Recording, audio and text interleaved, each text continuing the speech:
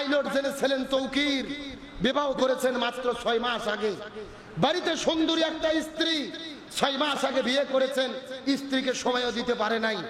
সকালবেলা স্ত্রীকে বলেছিলেন আজকে আমার ট্রেনিং এর শেষ দিন, ট্রেনিং শেষ হলে আমার ছুটি হবে, আমি তোমাকে নিয়ে ঘুরতে যাব, এই বলেছিলেন স্ত্রীকে। আর তিনি ঘুরতে পারলেন না। প্লেনে যখন দেখলেন বিকট অবস্থা, চেষ্টা করেছিলেন প্লেনটি ফাঁকা জায়গায় পালাতে, তাও তিনি পারেন নাই। বাঁচার জন্য প্যারাশুটে উঠে ঝাঁপ দিয়েছেন, প্যারাশুট গাছের সঙ্গে লেগে তিনিও আগুনের মধ্যে পড়ে গেছে, তিনিও বিদায় নিয়ে চলে গেছেন, তিনিও বাঁচতে পারেননি। তার মানে বোঝা যায় জন্ম মৃত্যু কার কখন কোথায় হবে এটা কে জানে। আর একটু জোরে বলেন। অনেকেই বলতেছেন এই পাইলটের জন্যই এত বড় ক্ষতি হলো। আমি বলবো না, সচেতন অবশ্যই হতে হবে, আমাদের সচেতন থাকতে হবে। তারপরে অ্যাক্সিডেন্ট করে যখন আমরা বিদায় নিয়ে চলে যাব, আমাদের বিশ্বাস রাখতে হবে যখন যার যেখানে যেভাবে মৃত্যু লেখা আছে ওইভাবেই হবে। এটা কার ফয়সালা? আর একটু জোরে বলেন। সুতরাং এই তৌকিরের স্ত্রী নতুন বধূ পাগল প্রায় হয়ে গেছেন, তার বাবা মা পাগল হয়ে গেছে, ছেলে পাইলট বিদায় নিয়ে চলে গেলেন। আল্লাহ তাআলা শহীদ হিসেবে কবুল করুক, বলেন আমিন। আরো জোরে বলেন আমিন। একটা পরিবারের 3টা সন্তান, 2টা ছেলে আর একটা মেয়ে, একই বাবা মার 3টা সন্তান, একই স্কুলে পড়াশোনা করেন, 3টা সন্তানই ওই আগুনের মধ্যে পড়ে পৃথিবী থেকে শহীদ হয়ে বিদায় নিয়ে চলে গেছেন। একটা বার চিন্তা করে দেখেন তো, আপনার আমার যদি একটা ছেলে বিদায় নিত, সেটাই তো আমরা সহ্য করতে পারবো না। 3টা ছেলে মেয়ে, 3জনই বিদায় নিয়ে চলে গেছেন, বাবা পাগল হয়ে গেছে, আর কাউকে চিনতে পারতেছে না, আর কথা বলতে পারে না, পাগলের মতো ঘোরাফেরা করে। মাও পাগল হয়েছে। 3টা সন্তানের এটা শুধু বিদায় নয়, এটা একটা ট্র্যাজেডি। তাদের স্বপ্ন শেষ হয়ে গেল, ভবিষ্যৎ শেষ হয়ে গেল, তাদের জীবনের চিন্তা ভাবনাগুলো শেষ হয়ে গেলেন।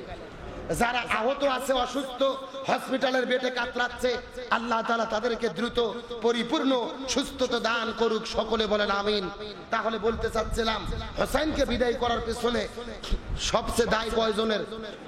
আরো জোরে বলেন। তাহলে 1 নম্বর ইয়াজিদ ঘোড়ার পায়ের নিচে পড়ে জমিন থেকে বিদায় নিলেন। 2 নম্বর নাম কি? সীমার। জোরে বলেন নাম কি? এই সীমার পৃথিবী থেকে বিদায় হয়েছিলেন কিভাবে? আল্লাহ তাআলা কি ফয়সালা দিয়েছিলেন? ইয়াজিদ পৃথিবী থেকে বিদায় নেওয়ার 2 বছর পরে কুফার ক্ষমতা এসেছিলেন মুক্তার আল তাকাফি। এই মুক্তার আল তাকাফি শাসক হওয়ার পরেই ওই কারবালার প্রান্তরে যে হত্যা হয়েছিল, এই গণহত্যার তিনি বিচার কার্য শুরু করেছিলেন। জোরে বলেন সুবহানাল্লাহ। আমার প্রিয় বন্ধুগণ, মুসলমান ভাইরা গভীর মনোযোগ লক্ষ্য করুন, আল্লাহ তাআলা কিভাবে বিচার কার্য সম্পাদন করেন। ইয়াজিদকে জমিনের মধ্য থেকে আল্লাহ তাআলা বিদায় করে দিলেন। আর হোসেনকে বিদায় করার পেছনে 2 নম্বর যার কারণ ছিলেন তিনি হলেন সীমার। তার কারণ সীমার হলো সেই ব্যক্তি ওই কারবালার প্রান্তরে যিনি নিজেই পেছন দিক থেকে হোসেন রাদিয়াল্লাহু তাআলার উপরে আঘাত করেছিলেন। হোসেন রাদিয়াল্লাহু তাআলা কারবালার প্রান্তরে ওই জিহাদের ময়দানে যাওয়ার পরে যখন যুদ্ধ করা শুরু করে দিলেন, হোসেন রাদিয়াল্লাহু তাআলার সঙ্গে যখন তারা পেরে ওঠে নাই, পেছন দিক থেকে যাওয়ার পরে হোসেনের ঘোড়ার পায়ের নিচে পায়ের রগগুলো কেটে দিয়েছিলেন। পায়ের রগটা যখন ঘোড়ার কেটে দেওয়া হলো, ঘোড়াটা বালির মধ্যে পড়ে গেলেন। এমন সময় সীমার নিজে হাতের মধ্যে তরোয়াল নেওয়ার পরে পেছন দিক থেকে যাওয়ার পরে হোসেন রাদিয়াল্লাহু তাআলার কাল্লার মধ্যে যখন তরোয়াল দিয়ে আঘাত করলেন, দেহ এক জায়গার মধ্যে পড়ে গেল, আর তার কাল্লাটা আর এক জায়গার মধ্যে পড়ে গেল। এক জায়গায় দেহ পড়ে গেল, আর এক জায়গায় কাল্লা পড়ে গেলেন। হোসেন রাদিয়াল্লাহু তাআলার মাথার মধ্যে লাঠিটা ঢুকাইয়া মাথাটা উপর দিকে উঠাইছিল। আর যেই ঘোড়াটা ওই হোসেন রাদিয়াল্লাহু তাআলাকে বহন করতেছিলেন, ওই ঘোড়ার পিঠের মধ্য থেকে যখন মাটির নিচে হোসেন রাদিয়াল্লাহু তাআলা পড়ে গেলেন, চতুর্দিক থেকে 70টা ঘোড়া আনার পরে হোসেন রাদিয়াল্লাহু তাআলার লাশের উপরে উঠাই দিয়া হোসেন রাদিয়াল্লাহু তাআলার দেহটাকে ওই বালুর মধ্যে ঘোড়ার পা দিয়ে আঘাত করে মিশাই দেওয়া হয়েছিল। আর হোসেন রাদিয়াল্লাহু তাআলাকে সরাসরি যিনি তলোয়ার দিয়ে আঘাত করেছিলেন তার নাম কি? আরো জোরে বলেন। আল্লাহ তাআলা সীমারের কর্মফল কি লিখে রেখেছিলেন? ওই ইয়াজিদ যখন দুনিয়ার দুনিয়ার মধ্য থেকে বিদায় নিয়ে চলে গেলেন। এজিদ বিদায় নেওয়ার 2 বছর পরে ক্ষমতায় এসেছিলেন, যার নাম হলেন মুকাতার আর তাকাফি। এই তাকাফি ক্ষমতায় আসার পরে কারবালার হত্যার জন্য বিচার শুরু করলেন। এই সীমারকে গ্রেফতার করা হলো, হাজার হাজার মানুষের সামনে বিচার কার্য সম্পাদন করে।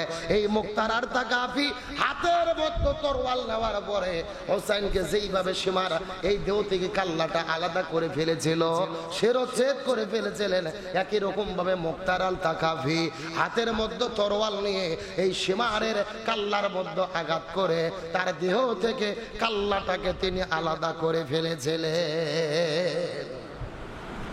তার মানে হোসাইন রাদিয়াল্লাহু তাআলা আনহু এই দুনিয়ার মধ্য থেকে যেমন ভাবে শহীদ করে দেওয়া হলো, একই রকম ভাবে আল্লাহ তাআলা কি ফয়সালা করলেন, কি বিচার করলেন।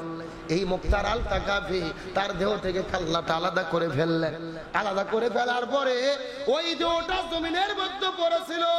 ইতিহাসের মধ্য থেকে পাওয়া যায় শত শত কুকুর চতুর্দিক থেকে আসার পরে এই সীমারের দেহটাকে তন্ন বিতন্ন করে ফেলেছিলেন। তার শরীরের মধ্য থেকে গোস্তগুলোকে টেনে টেনে টেনে টেনে ঘেঁচড়ে ঘেঁচড়ে তার দেহরগুলো হাড্ডি গুড্ডি গোস্তগুলো খেয়ে ফেললেন। তার মানে বোঝা গেল হুসাইনের বিরুদ্ধে লাগিয়ে নিরপরাধ মানুষকে এই দুনিয়ার মধ্য থেকে বিদায় করার জন্য সীমার হোসাইনকে দুনিয়া থেকে বিদায় করে দিয়েছিল। সেই সীমানকে এই দুনিয়ার মধ্য থেকে অসম্মানিত করে অপমানিত করে এই দুনিয়া থেকে বিদায় করে দিলেন কে? সুতরাং দুনিয়ার মধ্যে কেউ বিদায় নিয়ে চলে যায়, বিদায়ের মাধ্যমে আল্লাহর কাছে সম্মানিত হয়। আবার কেউ দুনিয়ার মধ্যে বেঁচে থাকে, আল্লাহ তাকে সম্মান দেয়। আবার বিদায় নিয়েও কেউ আল্লাহ বিদায় নেওয়ার পরেও আল্লাহ তাআলা কাউকে সম্মানিত করে। হোসেনকে বিদায় করার পেছনে 3 জন সবচাইতে সরাসরি জড়িত ছিলেন। 1 নম্বর এজিদ বিদায় নিয়ে চলে গেলেন, 2 নম্বর সীমার বিদায় নিয়ে চলে গেলেন, 3 নম্বর থাকলো কি? আরো জোরে বলেন। ওবাইদুল্লাহ বিন জিয়াদ। এই জিয়াদের বিদায়টা কেমন ভাবে হলো? এই কারবালার ঘটনা ঘটার 1 নয় 2 নয় 6 বছর পরে। চিৎকার করে বলেন কয় বছর? হোসেনকে দুনিয়া থেকে বিদায় করে দেওয়ার 6 বছর পরে ইয়াজিদের দুনিয়া থেকে বিদায় হয়েছিল। আল্লাহ তাআলা ইয়াজিদকে কেমন ভাবে বিদায় করে দিয়েছিলেন? ওই ইরাকের কুফা নগরী কারবালার মাঠে যেই জায়গার ভেতরে হোসাইন রাদিয়াল্লাহু তাআলাকে শহীদ করে দেওয়া হয়েছিল, ঠিক ওই জায়গার ভেতরে হোসাইনকে বিদায় করে দেওয়ার 6 বছর পরে ওই কারবালার প্রান্তরে ওই কারবালার মাঠে একই জায়গার ভেতরে আল্লাহ তাআলা ইয়াজিদের বিদায় কেমন ভাবে নিশ্চিত করেছিল। ওই কারবালার মাঠে 6 বছর পরে 10ই মুহররম। তার মানে বোঝা গেল ওই আশুরার দিনেরই ঘটনা। ওই জায়গার ভেতরে ইসলামপন্থীরা সেই সময় যারা শাসন কার্য পরিচালনা করেছিলেন, ইয়াজিদকে কারবালার মাঠে ধরে আনার পরে তার দেহ থেকে কাল্লাটাকে আলাদা করে ফেলা হলো। দেহ এক জায়গায় পড়েছিল, তার কাল্লাটা আরেক জায়গায় পড়েছিল। দেহর উপর দিয়ে উট ঘোড়া দুম্বাগুলো চালিয়ে দেওয়া হলো।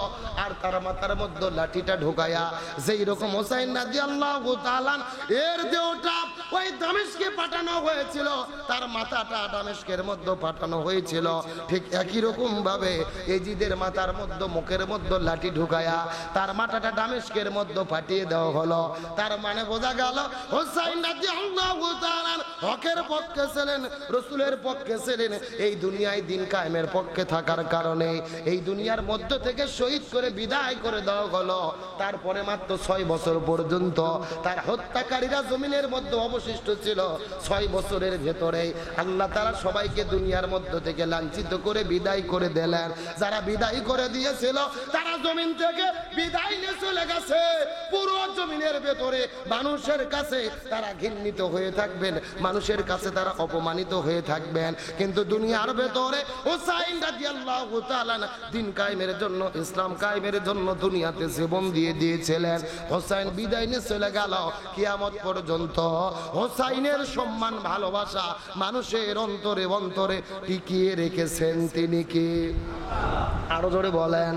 তার মানে বোঝা গেলেন এই দুনিয়াতে ক্ষমতা পাবার পরে নিরপরাধ মানুষকে জমিন থেকে বিদায় করে দিলেই তারা বিদায় হয় না, কিয়ামত পর্যন্ত তাদের ভালোবাসা মানুষের অন্তরে থাকে। আর যারাই ভালো মানুষদেরকে বিদায় করে দেয়, পরবর্তীতে তাদেরকেও দুনিয়া থেকে লাঞ্ছিত করে বিদায় করে কে? আরেকটু জোরে বলেন। গত 16 বছরে যারা নিরপরাধ মানুষদের উপরে অন্যায় অত্যাচার জুলুম করেছে, আজকে 16 বছরের ব্যবধানে তাদের উপরে অন্যায় অত্যাচার জুলুম শাস্তি আর লাঞ্ছনা কে দিয়েছেন? তার মানে যুগে যুগে পৃথিবীর ইতিহাস হলো হকের পক্ষে থেকে আপনি জীবন দেন তারপরেও সম্মানিত হবেন, আর হকের পক্ষ থেকে বাতিলের পক্ষে থেকে যদি বেঁচেও থাকেন লাঞ্ছিত অপমানিত কে করবেন? আল্লাহ তাআলা। সুতরাং আসুন আমরা হকের পক্ষে থেকে আল্লাহ তাআলা আমাদেরকে হকের পক্ষে থাকার মতো তৌফিক দান করুক। সকলে বলেন আমিন।